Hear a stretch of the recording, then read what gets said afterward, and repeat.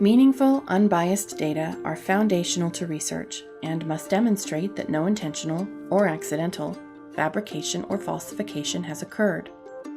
If data are not recorded, documented, retained, and shared in a way that allows others to validate findings, results can be called into question and errors might go unnoticed.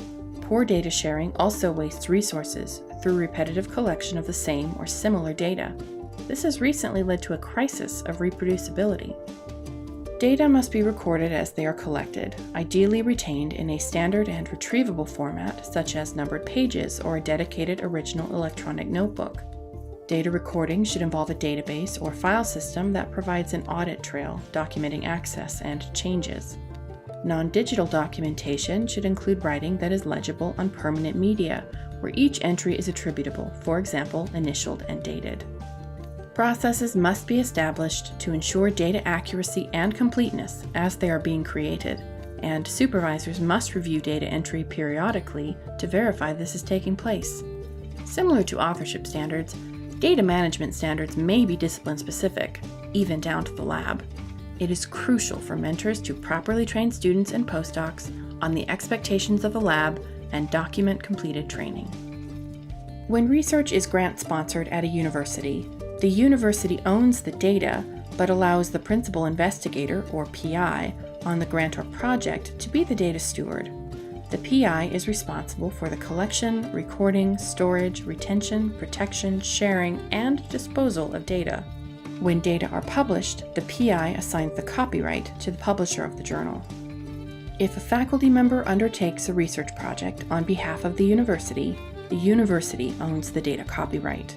However, if faculty members perform research on their own, the copyright and intellectual property belong to them.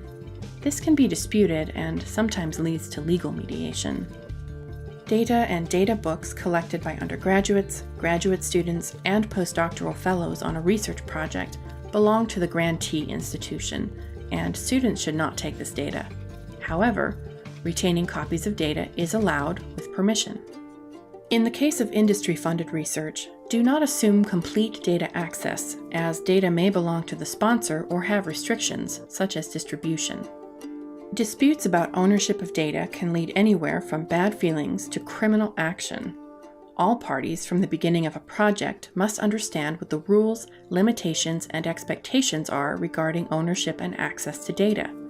Limits to data sharing must be defined at the start of any study.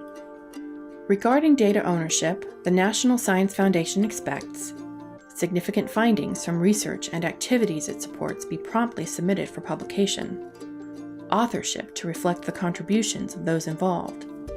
Investigators to share data, samples, physical collections, and other supporting materials created or gathered during the study with others at no more than incremental cost and within a reasonable time.